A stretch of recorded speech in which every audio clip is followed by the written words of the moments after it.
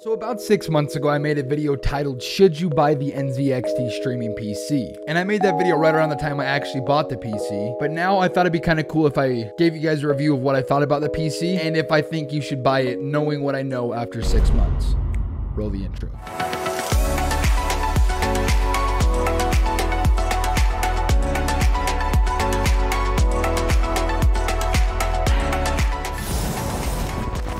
So when I bought the PC, it was only $1,400, but now when I go onto the website, the PC is now $1,600. Now we got to talk about that because clearly, you know, COVID has increased prices. If you look at graphics cards anywhere, they're all insane high in price, which is why I bought this PC originally anyway instead of building another one.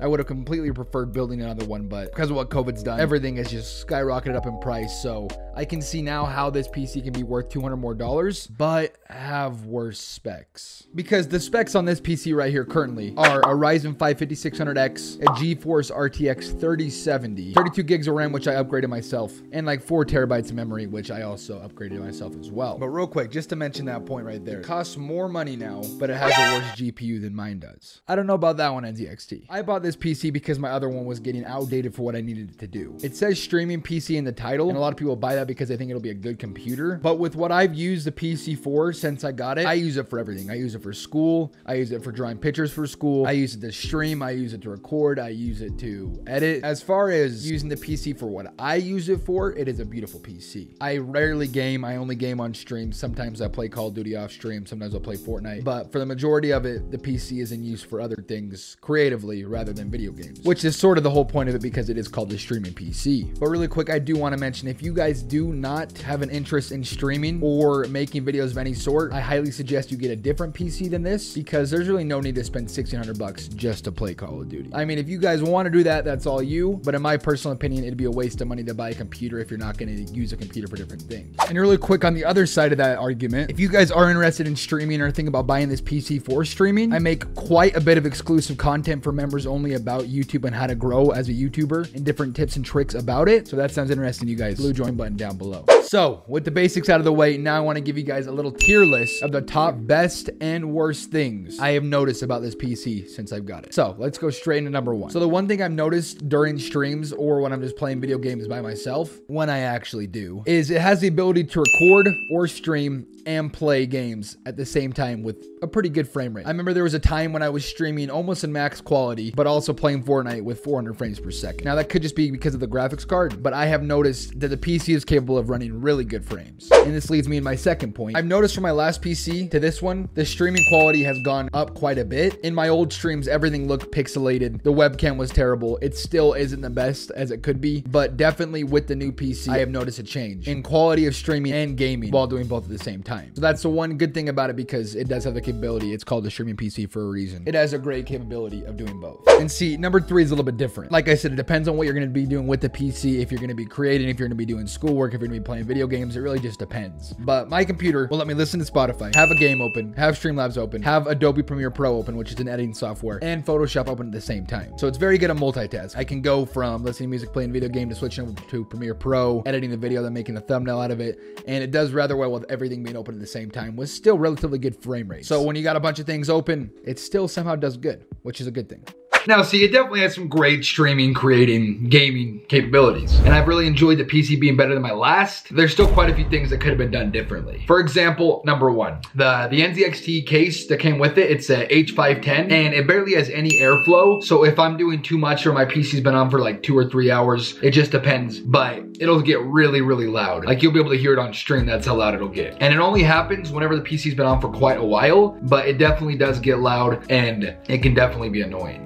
And see, number two is sometimes things do crash. It's good at multitasking, but if the programs are too heavy or you're doing too many different heavy programs, it can crash. I've always been able to recover any work I've been working on, but the possibility of it crashing is definitely possible. And the number three for this PC, the CPU bottlenecks the GPU just a little bit. Like I said, in mine, there's an RTX 3070 and the GPU is a Ryzen 5 5600X. And it's still 5600X. but it's not a Ryzen 7 or Ryzen 9, which is why it could be a little bit better, and I could probably upgrade it myself if I wanted to, but that definitely bottlenecks a little bit. If I upgrade it, it'd probably make everything a little bit better on the PC. But as far as having this PC, it definitely has been helpful still. And see, I think my biggest concern with this streaming PC, because it's built for streamers, is the fact that there's barely any USB ports. Now, the other one that I had a case which was an H500, this one's an H510, and the other one had way more USB ports than this one does. There were 2 on the top and a bunch on the back, but this one only has 1 on the top and there's only a few on the back. And see, when you're a streamer, you got a keyboard cam, you got a webcam, you got a microphone to plug in. Sometimes you'll have an amp and different things you got to plug in too, like a keyboard and a mouse, and then more external hard drives, whatever else you got to plug into the computer. It's kind of hard to do it with this, which is why I had to buy this little USB extender so I could plug in my SD card, my camera battery charger, a few different drives, and of course another port for a camera. And maybe I just have a lot of things I could plug in, like I could probably plug my batteries in somewhere else. The USB port is definitely a problem, at least my biggest problem. And see, this is one of the last major problems I've found with it, but every time I start the PC up, this random little command box pops up. And on my old PC, that used to happen all the time, with different things happening, me not plugging in drives correctly or something. But everything is okay in this PC. And this only started about 2 months ago. Everyone I have talked to, or even looked this code up on the internet, no one knows what it means. So if you guys know, let me know down below. But as far as different internal things going on inside the PC, different struggles, whatever has going on, this is the only thing I found that pops up weird. So that's definitely one downside, and I hope I can get rid of it someday. So now that we've looked at the different games, talked about the benefits, talked about the disadvantages of it, you know a little bit about it and what my mindset was when I bought it, the question begs, would I buy this PC now? And if I didn't have this one, I would buy it. But would I buy the one that NZXT is currently selling, which is also linked down below in case you guys do want to cop it? Depending on my situation, if I was in the same exact boat that I was when I bought this initially, where I needed a new PC because my specs weren't cut up to what it needed to be, I needed better quality of videos, needed better quality of streaming, all that, I would buy it. Even though the graphics card in the one that's listed right now is one generation completely below the one I have now. But see, this is me personally. As far as buying the PC without any knowledge of this one, because all the stored on the screen right here, this is my PC that I currently have, and these are the specs. And see, I got all of this for $1,400, and the new one has almost the same specs, but with the graphics card one generation below completely for $1,600. So it's $200 more than what I paid for this one. If I was just a gamer who wanted to play more games, if I was just someone who wanted to get into PCs, I definitely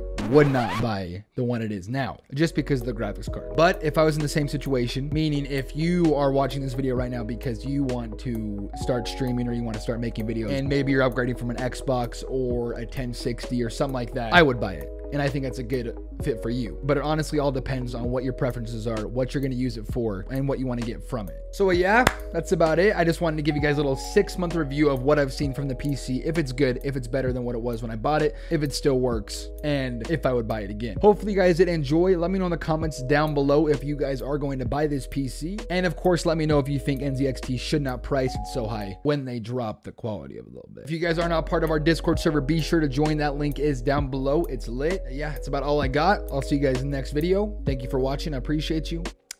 Peace out.